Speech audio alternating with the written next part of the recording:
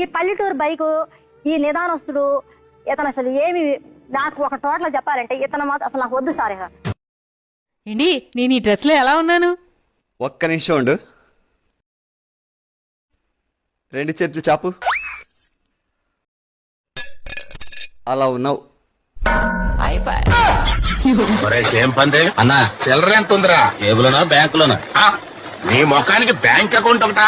ఏ నీకు లేదా? మోయ్ ఏదో పెన్షన్ లేచామంటే నరుకుతా. తొందరరా ఒక ఆట వేసుకుందాం. చేయి గొడవలాడుతుంది. ఉండన్నా ముందన్నం తినాలి, ఆలస్యంగా తింటే ఆరోగ్యం.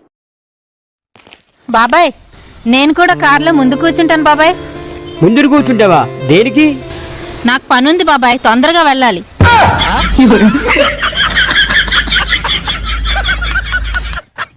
ఏమైందే దయ్యం పట్టిన దానిలోకి అట్లా కూర్చున్నావు?